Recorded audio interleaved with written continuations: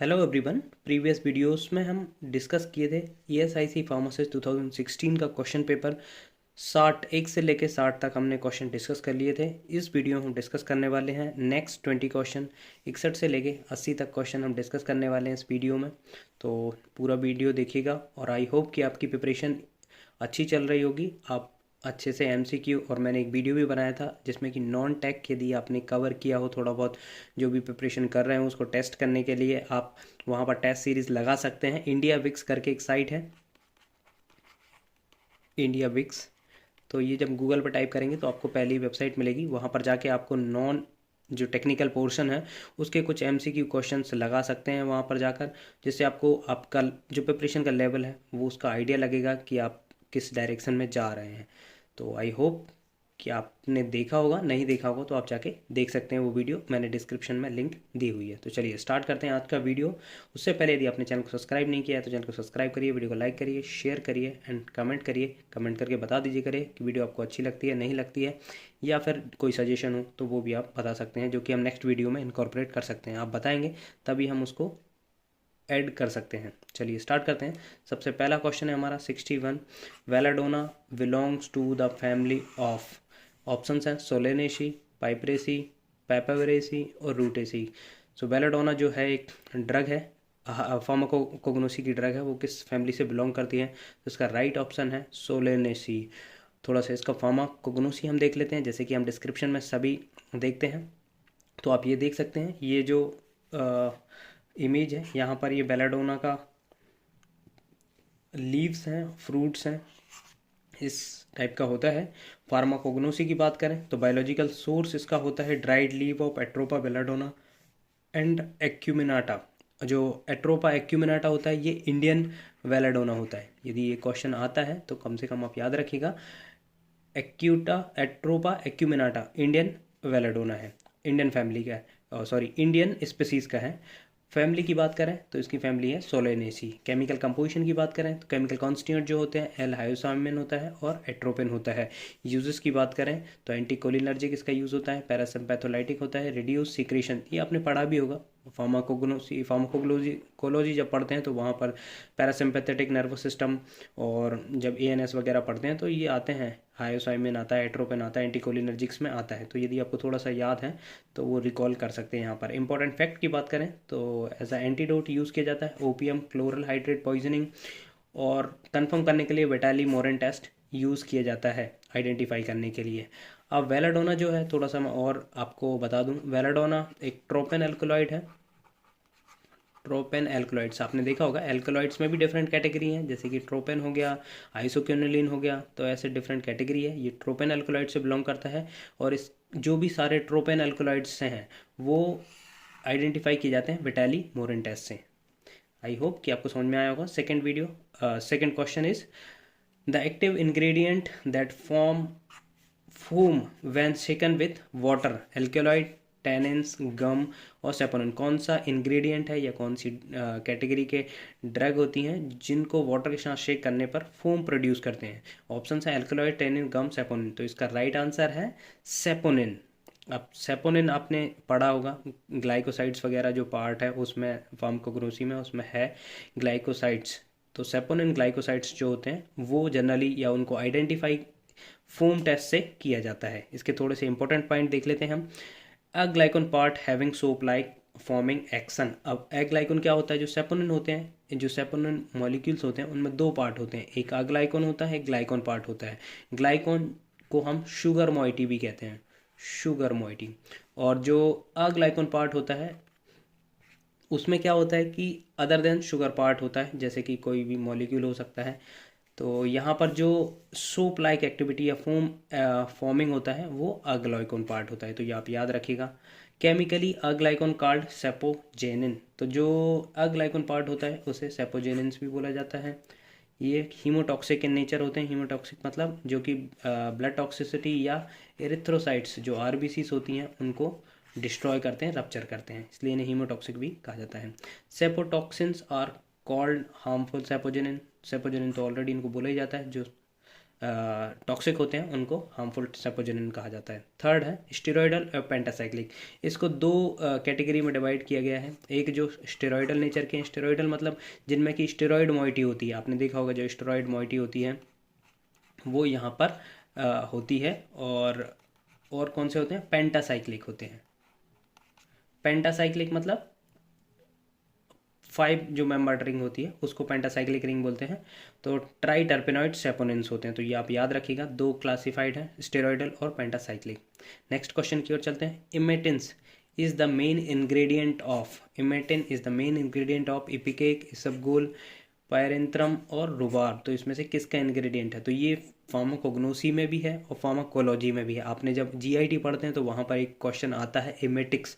तो emetics emetine में होता है, तो वहाँ पे यदि आपने पढ़ा होगा तो आपको थोड़ा बहुत याद होगा। और इसका राइट आंसर है इपिकेक। वहाँ पर दो ही ऑप्शन है, इमेटिन और इपिकेक, जो कि इमेटिक इंड्यूस करने के लिए, जब कोई पॉइजनिंग वगैरह होती है या कोई टॉक्सिक मॉलिक्यूल जब आप इजेस्ट कर लेते हैं तो उसको निकालने के लिए बॉडी से इमेटिक्स दिए जाते हैं, जो कि क्या वोमिटिंग को इंड्यूस करते हैं। तो इपिकेक एक फार्माकोग्नोसी की ड्रग है, जिसका थोड़ा सा हम फार्माकोग्नोसी देख लेते हैं। ये आप देख सकते हैं, ये प्लांट है इपिकेक का। इसका सोर्स होता है ड्राइड रूट और राइजोम ऑफ सेफालिस। इपिकेकुआना फैमिली होती है रूबिएसी, उसकी क्या होती है सोलेनेसी, जो वेलाडोना एट्रोपा वेलाडोना की। केमिकल कॉन्स्टिट्यूंट की बात करें तो इसमें इपिकेक होता है, सेफालिन होता है और इमेटिन होता है। यूजेस की बात करें, एक्सपेक्टोरेंट, इमेटिक्स, एंटी डाइसेंट्रिक और एंटी प्रोटोजोल इसकी एक्टिविटी होती है। इंपॉर्टेंट फैक्ट की बात करें, should not less than 2% alkaloid. इसमें टोटल जो है 2% से कम नहीं होना चाहिए और उसमें से भी 50% इमेटिन होना चाहिए। इमेटिन गिव ग्रीन कलर कब? यदि हम इसको मिक्स करते हैं सल्फ्यूरिक एसिड और सोडियम मोलिब्डेट के साथ, जब मिक्स करते हैं तो ग्रीन कलर आता है। तो ये आपसे एमसीक्यू में भी पूछा जा सकता है। जैसे आपको दे दिया जाए emetine plus sulphuric acid plus sodium molybdate is equal to which colour, तो आपको टिक करना है ग्रीन कलर। चलते हैं नेक्स्ट क्वेश्चन की ओर।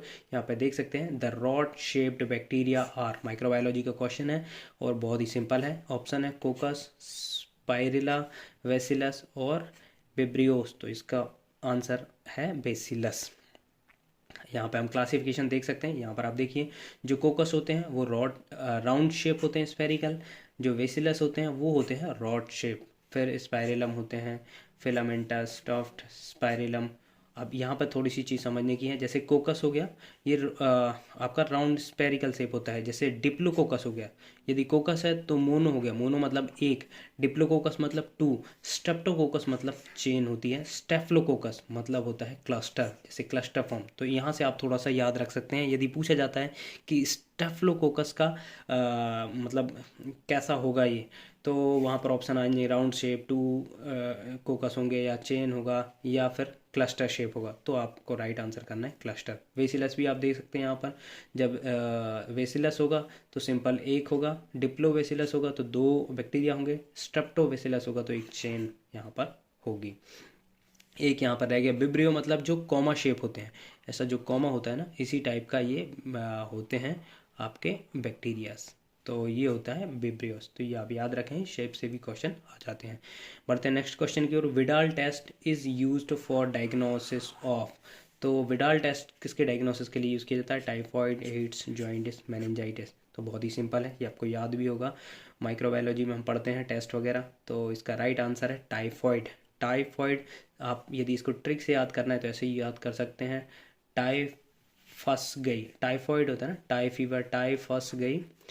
तो टाई फंस गई, इसको निकालने के लिए ट्यूब भी डाल दी, ट्यूब भी डाल दी, या आप सिंपल याद रख सकते हैं। ये तो याद भी रहता है टाइफॉइड फीवर का, टाइफस फीवर। नहीं तो याद रखना है आपको ट्रिक से, तो ट्यूब भी डाल दी करके याद रखने का, ट्यूब भी डाल दी, ट्यूब भी डाल दी से याद रहेगा आपको टाइफस। टाइफॉइड, टाइफाइड से ट्यूब भी डाल दी मतलब विडाल टेस्ट, ये आपको याद रखना है। एड्स, एड्स के डायग्नोसिस के लिए बहुत सारी मेथड यूज़ होती हैं। एलिशा मेथड यूज़ की जाती है, RT-PCR से भी या डायग्नोस किया जाता है, PCR से भी डायग्नोस किया जाता है। तो बहुत सारी मेथड्स होती हैं। जॉइंटिस, जॉइंटिस के केस में जनरली बिलीरूबिन लेवल चेक किया जाता है, बिलीरूबिन चेक, ब्लड टेस्ट किए जाते हैं तो उससे चेक किया जाता है। मेनिंजाइटिस एक बैक्टीरियल डिसऑर्डर है, मतलब इन्फेक्शन होता है, तो इसको डायग्नोस करने के लिए जनरली आप सिम्टम्स से भी, डॉक्टर जो है वो सिम्टम्स देखते हैं, उसके बाद ब्लड टेस्ट कर सकते हैं। CSF सेरेब्रोस्पाइनल फ्लूइड को आइसोलेट करके उसमें भी ब्लड टेस्ट करके पता लगाया जा सकता है कि मेनिंजाइटिस है कि नहीं। ये एक ब्रेन डिसऑर्डर है, ये आप याद रखिएगा कि it is a brain disorder. ठीक है, बढ़ते हैं नेक्स्ट क्वेश्चन की ओर। The disease caused by Entamoeba histolytica, malaria, trypanosomiasis, filariasis, amoebiasis. तो बहुत ही सिंपल है, और यदि आप इसको थोड़ा सा देखेंगे एमोबिया, तो एमोबिया यहाँ पर आपको मिल जाएगा। तो अब इसका राइट आंसर भी एमीबियासिस है। मलेरिया से, मलेरिया आपको पता है मलेरिया होता है मॉस्क्यूटो के बाइट से। यहाँ पर मैंने यहाँ पे थोड़ा सा टेबल बना के एक्सप्लेन करने की कोशिश करूँगा। डिसीज़ वेक्टर और कॉजेटिव ऑर्गेनिज्म कौन कौन से होते हैं। मलेरिया के लिए जो होता है एनोफिलीज मॉस्क्यूटो होता है, प्लाज्मोडियम पैरासाइट इसका कॉजेटिव एजेंट होता है। तो कॉजेटिव एजेंट जरूर याद रखिए, इनसे क्वेश्चन आते रहते हैं। ट्रिप्नोसोमियासिस होता है, टेस्टिफ्लाइस होती है, ट्रिप्नोसोमा ब्रूशी, तो इसका पॉजिटिव ऑर्गेनिज्म होता है। फ्लेरिसिस ये बैक्टर होता है, black flies mosquito born parasitic disorder है, डिसीज़ है। फ्लेरिओडिया फैमिली से ये बिलोंग करते हैं पॉजिटिव ऑर्गेनिज्म। एमोबियासिस होता है contaminated food and water ingest करने से। एंटोमोबिया हिस्टोलाइटिका जो कि इसमें दिया हुआ है, इसका पॉजिटिव ऑर्गेनिज्म होता है। Next is hospital acquired infection are, कौन सा होता है हॉस्पिटल एक्वायर्ड इन्फेक्शन। तो एक ऑप्शन है प्राइमरी, सेकेंडरी, नोसोकोमियल इन्फेक्शन और लेटेंट इन्फेक्शन। तो इसका राइट आंसर है नोसोकोमियल इन्फेक्शन। इसी का मतलब अदर नेम करके है हॉस्पिटल एक्वायर्ड इन्फेक्शन। इन्फेक्शन भी जैसे चार पांच टाइप के होते हैं, जैसे तो primary, secondary, latent and nosocomial. जो प्राइमरी होता है वो हेल्थी पर्सन को एक स्पेसिफिक पैथोजन से होता है। सेकेंडरी जैसे कि डेंगू हो गया या स्किन इन्फेक्शन वगैरह हो गया। सेकेंडरी होता है कि इन डिसीज पर्सन, जो ऑलरेडी डिसीज पर्सन है उसमें कोई सेकेंड इन्फेक्शन हो जाता है, जैसे कि एड्स के केस में आपको कोई भी इन्फेक्शन हो सकता है, जैसे आपको फ्लू भी हो सकता है, तो वो होता है आपका secondary. Latent residence in the body without manifest symptoms, जैसे कि इसका वेल नोन एग्जांपल है टीबी। टीबी का जो बैक्टीरिया है वो आपके अंदर रहता है, लेकिन वो कोई भी आपके सिम्टम्स शो नहीं करता। एक होता है अपॉर्चुनिस्टिक इन्फेक्शन। अपॉर्चुनिस्टिक इन्फेक्शन में क्या होता है कि आपके अंदर सिमिलरली लेटेंट ही है, आपके अंदर ही रहेगा, बट जैसे ही आपका इम्यून सिस्टम वीक होगा तो वो डोमिनेट करेगा और आपको इन्फेक्शन देखने को मिलेगा।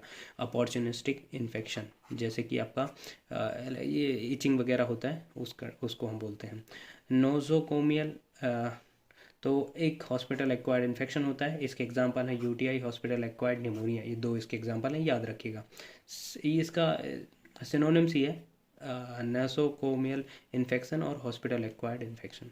नेक्स्ट क्वेश्चन इज EEG, बहुत ही सिंपल क्वेश्चन है यहाँ पर। EEG is utilize to diagnosis the diseases associated with heart, kidney, abdomen and brain. तो किससे एसोसिएट होता है, इसका राइट आंसर है डी, ना कि ए। आप कंफ्यूज मत होइएगा, थोड़ा सा अच्छे से पढ़िएगा। ECG अलग होता है, ECG और EEG ये दो अलग अलग टर्म्स हैं, तो याद रखिएगा कि ECG पूछा है क्या, EEG पूछा है। तो EEG यूज़ किया जाता है ब्रेन डिसऑर्डर्स को कैरेक्टराइज करने के लिए यूज़ किया जाता है। हार्ट डिसीज़ के लिए किया जाता है ECG, और किडनी के लिए जनरली KFT टेस्ट कंडक्ट किए जाते हैं, किडनी फंक्शन टेस्ट जो होते हैं। एब्डोमेन के लिए स्पेक्ट्रो होता है, एंडोस्कोपी होती है, उससे जो भी एब्डोमेन के डिसऑर्डर्स हैं या जो भी हमें मॉर्फोलॉजी वगैरह भी चेक करना है ऑर्गन्स की, तो वो हम करते हैं एंडोस्कोपी से। EEG का फुल फॉर्म क्या होता है, इलेक्ट्रोइंसेफलोग्राफी। तो इसको डिस्कवर किया था 1929 में, ये याद रखिएगा आप। हैंस फर्जर मेज़र द नर्व कंडक्शन, इसका जो मैकेनिज्म होता है, ये कैसे मेज़र करता है, नर्व कंडक्शन जो होता है, जो भी हमारे चैनल्स होते हैं, सोडियम आयन चैनल हो गया, पोटेशियम चैनल आयन, उनके जो मूवमेंट होता है उस कंडक्शन को मेज़र करता है। इसमें वोल्टामीटर लगा होता है, जैसे ही इसमें कोई भी फ्लक्चुएट होता है वोल्टेज में तो वो चेक कर लेता है वोल्टामीटर और हमें फाइनली रीडिंग देता है। ये ब्रेन डिसीज़ के लिए जनरली यूज़ किया जाता है, जैसे एपिलेप्सी, ब्रेन ट्यूमर को डायग्नोस करने के लिए इसका यूज़ किया जाता है। तो इसमें दो चीज़ याद करने का है, इसका फुल फॉर्म EEG इलेक्ट्रोइंसेफलोग्राफी, इसको डिवाइस को बनाया था हैंस वर्जर ने, याद रखिएगा 1929 में, जर्मन फिजिसिस्ट थे। मेज़र करता है, इसका मैकेनिज्म पूछ सकते हैं तो ये नर्व कंडक्शन को मेज़र करता है। ब्रेन डिसऑर्डर आपको पता ही है कि एपिलेप्सी, ब्रेन ट्यूमर वगैरह को ये डायग्नोस करता है। Next question is which of the following is an anti diuretic hormone. तो देखिए हार्मोन से रिलेटेड बहुत क्वेश्चन आते हैं, तो आप सेपरेटली इसको याद रखें कि कौन सी ग्लैंड कौन सा हार्मोन सीक्रेट करती है और क्या उसका फंक्शन होता है। ये हर फार्मासिस्ट के एग्ज़ाम में आया हुआ है, तो आप इसको ज़रूर से एक लिस्ट बना लें या फिर अपने माइंड में ऐसा पिक्चर बना लें कि ये आपको याद होना ही चाहिए, हार्मोन प्लस ग्लैंड। तो यहाँ पर पूछा गया डाययूरेटिक हार्मोन्स कौन सा होता है, ऑक्सीटोसिन, एफएसएच, वैसोप्रेसिन, एलएच। तो अब यदि आप इसको शॉर्ट करेंगे, इसमें से देखो दो ऑप्शन तो ऐसे होते हैं कि जो आपको मतलब सोचने की भी ज़रूरत नहीं है, वो सबसे अलग ही होते हैं। यदि उनको अलग कर लिया तो आपके पास दो ऑप्शन बचेंगे, उनमें से कोई एक ऑप्शन आपको लगाना है, कोई मतलब जो राइट वाला है वो लगाना है। यहाँ पे आप देख सकते हैं ऑक्सीटोसिन, एफएसएच मतलब फॉलिकल स्टिमुलेटिंग हार्मोन, और एलएच ल्यूटिनाइजिंग हार्मोन। तो ये दोनों ही रिप्रोडक्टिव हार्मोन होते हैं, ये सबको पता होता है। ऑक्सीटोसिन एक, इसको हम लव हार्मोन भी बोलते हैं, याद रखिएगा। ये ESIC आई थिंक मैं मतलब कंफ्यूज हूँ। ESIC 2018 में जो CHGHS हैदराबाद का क्वेश्चन आया था, उसमें ये पूछा गया था कि oxytocin which one of following is a love hormone. तो उसमें ये एग्जांपल थे, उसमें से सही ऑप्शन था ऑक्सीटोसिन, जो कि मेरा गलत हुआ था, बट इसका सही आंसर था ऑक्सीटोसिन। बट यहाँ पर एंटी डाययूरेटिक हार्मोन पूछा गया है, जो कि होता है vasopressin, ADH anti diuretic hormone, वो होता है वैसोप्रेसिन। तो ये आप याद रखें, ग्लैंड्स प्लस उनके सीक्रेशंस और उनके functions. Next question, the hormone involve in the secretion and regulation of milk. देखिए दो क्वेश्चन आ गए यहाँ पर, एक पूछा था ADH और यहाँ पर अभी ये पूछ लिया है, तो दो क्वेश्चन आए थे। फिर मैं वही कहूँगा कि आप इनके ग्लैंड और सीक्रेशन जरूर याद रखें। तो इसके ऑप्शंस हैं TSH, FSH, प्रोलैक्टिन, थायरोक्सिन। तो आपको पता है TSH थायराइड स्टिमुलेटिंग हार्मोन होता है, FSH फॉलिकल स्टिमुलेटिंग हार्मोन होता है, थायरोक्सिन का फंक्शन अलग होता है। तो एक ही ऑप्शन बचा है अब प्रोलैक्टिन, और उसका सही आंसर भी है prolactin. Next question is an anti malarial obtain from natural sources. कौन सा एंटी मलेरियल जो नेचुरल सोर्स से मिलता है, स्ट्राइचिन, ब्रूशिन, रेजरपिन या क्विनिन। तो ये आपको पता होगा, सिंकोना एक प्लांट होता है जिससे मिलता है क्विनिन, तो वो generally anti malarial activity show करता है। इसकी फार्माकोग्नोसी हम देख लेते हैं, यहाँ पर आप देख सकते हैं ये प्लांट है सिंकोना का बायोलॉजिकल सोर्स होता है dried leave of Cinchona calisaya, family होती है रूबिएसी, और ये आइसोक्विनोलिन जो है मोइटी उससे बिलोंग करता है। जैसे हमने एल्कलॉइड कैटेगरी का है, एल्कलॉइड में डिफरेंट हमने ट्रोपेन पढ़ा था, बेलाडोना, ऐसे ही आइसोक्विनोलिन डेरिवेटिव होता है। केमिकल कॉन्स्टिट्यूंट की बात करें, क्विनिन, क्विनिडीन, सिंकोनिन होता है। यूज़ होता है anti malarial, anti arithmetic, anti pyretic. देखो क्विनिन जो है वो एंटी मलेरियल है, और क्विनिडीन जो है वो एरिथमेटिक एक्टिविटी शो करता है। आप ये याद रखें कि यदि पूछेगा, अब नेक्स्ट टाइम ये पूछ भी सकता है कि क्विनिन है तो उसका क्या यूज़ होता है, और क्विनिडीन उसका क्या यूज़ होता है, तो ये दोनों याद रखिएगा आप। क्विनिन का यूज़ होता है एंटी मलेरियल, क्विनिडीन का होता है एंटी एरिथमेटिक। इंपॉर्टेंट फैक्ट की बात करें तो जैसे हम बात करते हैं, कैल्शियम ऑक्सलेट क्रिस्टल होते हैं वो जनरली पूछे जाते हैं, किस टाइप के होते हैं, तो इसमें इडियोब्लास्ट टाइप के कैल्शियम ऑक्सलेट क्रिस्टल होते हैं, और इसको आइडेंटिफाई किया जाता है थैलेलोक्विन टेस्ट होता है, उससे आइडेंटिफाई किया जाता है। आइसोक्लिन जितने भी ड्रग आएंगी फार्माकोग्नोसी की, उनको आइडेंटिफाई किया जाता है थैलोक्विन टेस्ट से। Next question is Ascaris lumbricoides is a helminths, protozoa, amoeba या वायरस। तो इनमें से कौन सी ये वो है डिसीज़ है, तो ये हेलमिंथस है। हेलमिंथस को हम क्या और बोलते हैं, वॉर्म, पैरासाइट वॉर्म जो होते हैं ना, जैसे पेट के कीड़े नहीं आपने सुना होगा, तो वो होता है वॉर्म्स, तो वो उनसे ये एसोसिएटेड है ड्रग। प्रोटोजोआ अमीबिया वायरस से नहीं है, वायरस तो आपको पता ही, जैसे कोविड हो गया, इन सब डिसीज़ होती है, हेलमिंथस मेनली होता है। Next question is kala-azar is a type of, ये जरूर पूछा जाता है क्योंकि ये इंडियन और बहुत ज़्यादा देखने को मिलती है। ये क्या होती है, जियार्डिसिस होती है, लेशमैनियासिस, हेलमिंथियासिस एंड स्किस्टोसोमियासिस। तो इनमें से कौन सा इसका इसका करेक्ट आंसर है लेशमैनियासिस। इसके बारे में हम देख लेते हैं। ये लेशमैनियासिस, इसका वो पूछा जाता है कि कौन सा पैरासाइट होता है, तो लेशमैनिया डोनोवानी होता है, जनरली आप याद रखिएगा। इस ये स्प्रेड होता है सैंड फ्लाई ये सैंड फ्लाइज का नेम है जो आपको याद रखना है। कालाजार इन इंडिया में कालाजार के नाम से जाना जाता है। और ये सिम्टम्स हैं, सिम्टम्स जनरली नहीं पूछे जाते हैं। इसका कॉजेटिव ऑर्गेनिज्म जनरली पूछा जाएगा तो वो होता है लेशमैनियासिस डोनोवामी। नेक्स्ट क्वेश्चन की ओर बढ़ते हैं। तो next question, the presence of pathogenic bacteria in the blood is called toxaemia, septicaemia, bacteraemia, anaemia. तो एनीमिया आपको पता है, जो ब्लड में हीमोग्लोबिन की कमी होती है, आयरन की कमी को हम एनीमिया कहते हैं। टॉक्सेमिया, टॉक्सेमिया क्या होता है? इसका राइट आंसर वैसे मैं आपको बता दूं सेप्टिसीमिया है। अब इसका डिस्क्रिप्शन देख लेते हैं हम। तो टॉक्सेमिया होता है पोटेंशियल डेंजरस प्रेगनेंसी कॉम्प्लिकेशन। तो ये प्रेगनेंसी का कॉम्प्लिकेशन है।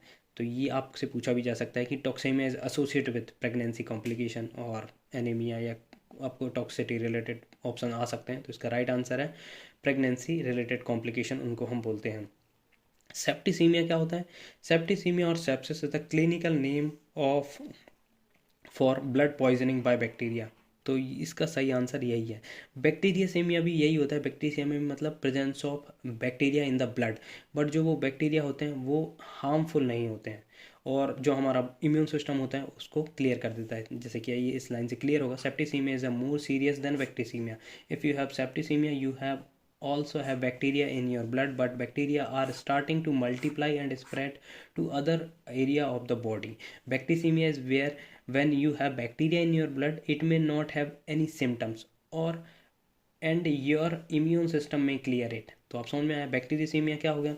बैक्टीरियसीमिया मतलब ब्लड है बट वो पैथोजेनिक नहीं है। यहाँ पे क्या बोल रहा है वो पैथोजेनिक। तो ये जो सेप्टिसीमिया होता है इसमें क्या होता है? पैथोजेनिक होता है, मतलब वो मल्टीपल भी ग्रो भी करता है और आपको सिम्टम्स उसके देखने को मिल सकते हैं। बट जो बैक्टीरियसीमिया होता है उसमें आपको कोई भी सिम्टम्स देखने को नहीं मिलेंगे, नॉन पैथोजेनिक होते हैं और हमारा जो इम्यून सिस्टम होता है उसको ईजिली क्लियर कर देता है।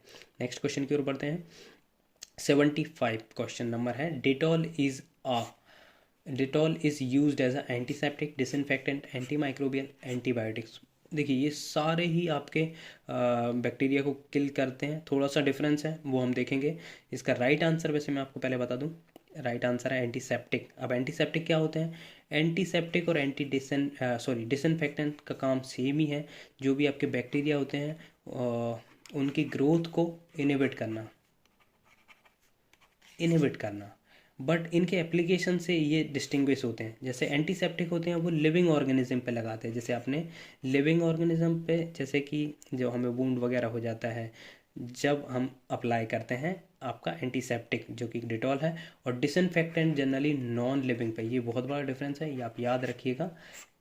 इसी के बेसिस पे ये दोनों डिस्टिंग्विश होते हैं। नॉन लिविंग है पे अप्लाई करते हैं डिसइंफेक्टेंट। दोनों का काम एक ही है कि बैक्टीरिया को ग्रोथ को इनहिबिट करना, बट एक लिविंग पे करता है एक नॉन लिविंग पे करता है। जैसे कि डिसइंफेक्टेंट आपके लाइजॉल हो गया, ये सब होते हैं। लाइजॉल हो गया, उसके बाद जो भी ब्रांड आते हैं फिनॉल वगैरह, फिनाइल वगैरह आते हैं, वो नॉन लिविंग पे, जैसे हाइपोक्लोराइड हो गया, वो नॉन लिविंग के लिए जनरली यूज़ किए जाते हैं। उनका काम भी वही है कि बैक्टीरिया को किल करना, बट जो एंटीसेप्टिक होते हैं वो लिविंग पे होते हैं। तो याद रखिएगा आप। एंटी माइक्रोबियल, सबसे पहले एंटीबायोटिक देख लेते हैं। एंटीबायोटिक होता है कि वो एंटीबायोटिक्स या वो केमिकल जो बैक्टीरिया से मिलते हैं और सर्टेन टाइप ऑफ बैक्टीरिया को किल करते हैं। ठीक है, जैसे कि टेट्रासाइक्लिन वगैरह, या फिर पेनिसिलिन हो गया। पेनिसिलिन नोटाटम क्राइसोजिनम से जो मिलता है, और लेकिन वो जो कुछ बैक्टीरिया जो भी बैक्टीरिया होते हैं उनको किल करता है। तो ये एंटीबायोटिक हो गया।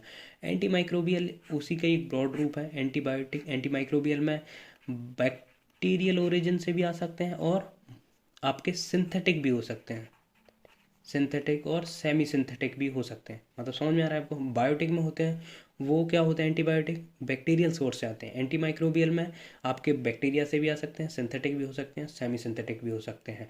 और ये वाइडर एप्लीकेशन होते हैं। वाइडर एप्लीकेशन मतलब जैसे कि ये बैक्टीरिया को भी किल कर सकते हैं, और bacteria anti bacterial, anti fungal, और आपके जो वॉर्म्स होते हैं उनको किल करते हैं। समझ में आया आपको कि दोनों में सिर्फ डिफरेंस है उनके ओरिजिन से।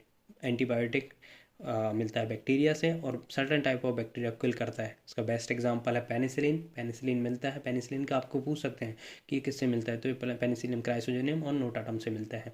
एंटी माइक्रोबियल उसका ब्रॉड रूप है। ये बैक्टीरिया से भी मिल सकते हैं, सिंथेटिक भी हो सकते हैं, सेमी सिंथेटिक भी हो सकते हैं, और किल करते हैं वाइडर माइक्रो ऑर्गेनिज्म को, जैसे कि फंगल हो गया, बैक्टीरिया हो गया, बॉम हो गया। तो आपको ये समझ में आया होगा। हाँ, यहाँ पर मैं आपसे एक क्वेश्चन पूछूंगा, यदि आप यहाँ तक आए हैं तो कम से कम इस पर कमेंट करें कि डिटॉल किस शेड्यूल में आता है। आपने शेड्यूल पढ़े होंगे, शेड्यूल ए से लेके वाई तक है, इसमें से किस शेड्यूल में डिटॉल आएगा, तो ये आपको कमेंट करना है यदि आप इस क्वेश्चन तक बने हुए हैं तो। Next question is an antibiotic processing the beta lactam ring is penicillin, erythromycin, streptomycin, chloramphenicol. तो बहुत ही सिंपल है, यदि आपको क्लासिफिकेशन याद है तो आप इसको बता सकते हैं। तो इसका राइट आंसर है पेनिसिलिन। एरिथ्रोमाइसिन एक मैक्रोलाइड डेरिवेटिव है, स्ट्रेप्टोमाइसिन अमाइनोग्लाइकोसाइड डेरिवेटिव है, और क्लोरामफेनिकोल नाइट्रोबेंजीन डेरिवेटिव है। पेनिसिलिन ये देख सकते हैं आप, ये होती है बीटा लैक्टम रिंग सॉरी, और ये दो में होती है, एक होती है सेफेलोस्पोरिन और एक होती है पेनिसिलिन। तो सेफेलोस्पोरिन आपने पढ़े होंगे, तो उसमें डिफरेंट क्लासिफिकेशन है, 1 से लेके 5 जनरेशन तक है, first generation to 5th generation. उसमें से भी हम क्लासीफाई करें तो उसमें पेरेंटल और ओरल के बेसिस पे उनको क्लासीफाई किया गया है, जो आपको याद रखना है। पेनिसिलिन भी सिंपली आपको पता होगा, बेंजाइल पेनिसिलिन, फिनाइल पेनिसिलिन, उसके बाद acid resistance penicillin, amino penicillin. तो बहुत सारी कैटेगरी में डिवाइडेड है, वो आपको याद रखना है। उसका पूछा जा सकता है कि कौन सी अमाइनो पेनिसिलिन है या कौन सी बेंजाइल पेनिसिलिन है, नेचुरल पेनिसिलिन कौन सी है, नेचुरल पेनिसिलिन जी होती है, तो वो आपको याद रखना है। बढ़ते हैं नेक्स्ट क्वेश्चन की ओर। Which of the following is a catecholamine? Thyroxine, melanin, tyramine, dopamine. तो इसका करेक्ट आंसर है डोपामिन। आप कैटेकोल, सबसे पहले आप कैटेकोलामाइन समझ लीजिए। कैटेकोलामाइंस मोनो अमाइन न्यूरोट्रांसमीटर होते हैं, इसमें कैटेकोल रिंग होती है। कैटेकोल रिंग क्या होती है? बेंजीन के साथ 2 एडजेसेंट पोजीशन पर जब OH होते हैं तो उसे हम कैटेकोल रिंग बोलते हैं। और कैटेकोल जो रिंग होती है वो जिन न्यूरोट्रांसमीटर में होती है उनको कैटेकोलामाइंस बोलते हैं। तो आपने कैटेकोलामाइंस की सिंथेसिस भी पढ़ी होगी, जिसमें कि क्या होता है कि सबसे टायरोसिन से डोपा बनता है, डोपा से डोपामिन, नॉन एड्रेलिन और एड्रेलिन। देखिए टायरोसिन जो है वो कैटेकोलामाइन नहीं है, क्योंकि यहाँ पे सिर्फ एक OH है। डोपा कैटेकोलामाइन है क्योंकि यहाँ पे 2 OH हैं। डोपामाइन में भी 2 OH हैं, और नॉन एड्रेलिन में भी है, एड्रेलिन में भी है। तो ये आपको याद रखना है कि कैटेकोलामाइन कौन कौन से होते हैं। तो डोपा, डोपामिन, नॉन एड्रेलिन और एड्रेलिन, ये कैटेकोलामाइंस होते हैं। बढ़ते हैं नेक्स्ट क्वेश्चन की ओर। Passive immunity is obtained by injecting anti serum, antigens, vaccine and antibodies. तो इसका करेक्ट आंसर है एंटीबॉडीज़। आपको भी पता होगा, जैसे कि हमने पढ़ा है। एंड वैक्सीन तो क्या होता है, कोई भी जो बैक्टीरिया वायरस होता है उसको एटेन्यूएटेड फॉर्म होता है। एटेन्यूएटेड मतलब किल्ड फॉर्म, वो मतलब उसमें कोई भी पैथोजेनिक नहीं होता है तो वो इंड्यूस करते हैं। एंटीजेंस में क्या होते हैं, कोई जो भी स्पेसिफिक पार्ट होते हैं वो जनरली इंजेक्ट किए जाते हैं। एंटी सीरम एक ब्लड प्रिपरेशन होती है, जिसमें स्पेसिफिक एंटीबॉडी होती है। बट यहाँ पे पूछा क्या गया है, passive immunity is obtained by injecting antibodies. तो एंटीबॉडी इंजेक्ट करने पर ही हमें पैसिव इम्यूनिटी प्राप्त होती है। इम्यूनिटी का क्लासिफिकेशन आपको पता होगा, इन्नेट इम्यूनिटी होती है, एक्वायर्ड इम्यूनिटी होती है, वो भी डिफरेंट टाइप की होती है। तो ये आप पढ़ लेना, सिंपल ही है। नेक्स्ट क्वेश्चन की ओर बढ़ते हैं। An acid content in bacterial cell wall, कौन सा एसिड होता है? Muramic acid, formic acid, stearic acid, palmitic acid. तो ये बहुत ही सिंपल है। आपने जब एंटीबायोटिक्स पढ़ा होगा, एंटी माइक्रोबियल पढ़ा होगा, तो वहाँ पे आता है सेल वॉल सिंथेसिस। तो जब सेल वॉल सिंथेसिस पढ़ते हैं तो वहाँ पे 2 ही आपको एसिड आते हैं, N muramic acid, NAM and NAG, N acetyl glucosamine. तो इसका करेक्ट आंसर होगा N acetyl muramic acid. N acetyl muramic acid also known as इसको नाम भी बोलते हैं, और ये is a sugar, amino sugar component of bacterial cell wall. और पेप्टाइडोग्लाइकॉन, इसमें पेप्टाइडोग्लाइकॉन से ये क्रॉस लिंक्ड होता है। बहुत सी एंटीबायोटिक्स का ये टारगेट भी होता है, आपने पढ़ा होगा। जब सेल वॉल सिंथेसिस करते हैं तो वहाँ पे बहुत सारे एंजाइम्स इन्वॉल्व होते हैं जिनको हम टारगेट करते हैं जब एंटीमाइक्रोबियल थेरेपी यूज़ करते हैं। तो बढ़ते हैं नेक्स्ट क्वेश्चन की ओर। लास्ट क्वेश्चन हमारा, which among the following is a anti histaminic drug? तो इनमें से कौन सी एक एंटी हिस्टामिनिक ड्रग है? डाइफेनहाइड्रामिन, क्लोरडाइजिपोक्साइड, पिलोकार्पिन और एम्फेटामिन। तो बहुत ही सिंपल है ये तो, डाइफेनहाइड्रामिन इसका करेक्ट आंसर है। क्लोरडाइजिपोक्साइड जो कि एक बेंजोडाइजिपिन कैटेगरी की ड्रग है और इसका यूज़ सेडेटिव और हिप्नोटिक्स में किया जाता है। पिलोकार्पिन एक एंटीकोलिनर्जिक ड्रग है, और एम्फेटामिन एक CNS स्टिमुलेंट कैटेगरी की ड्रग है। डाइफेनहाइड्रामिन के बारे में देख लेते हैं। तो यहाँ पे देखेंगे आप H1 एंटागोनिस्ट, तो इसमें क्या क्लासिफाइड है? Highly sedative, moderately sedative, mildly sedative और सेकेंड जनरेशन। तो ये आप याद रखिएगा। यहाँ पर आप देख सकते हैं डाइफेनहाइड्रामिन, ये है हाईली सेडेटिव कैटेगरी की। आई होप कि आपको एक्सप्लेनेशन समझ में आया होगा और वीडियो अच्छी लगी होगी। अच्छी लगी हो तो प्लीज़ सब्सक्राइब करिए, वीडियो को लाइक करिए, शेयर करिए एंड कमेंट करिए। Thank you.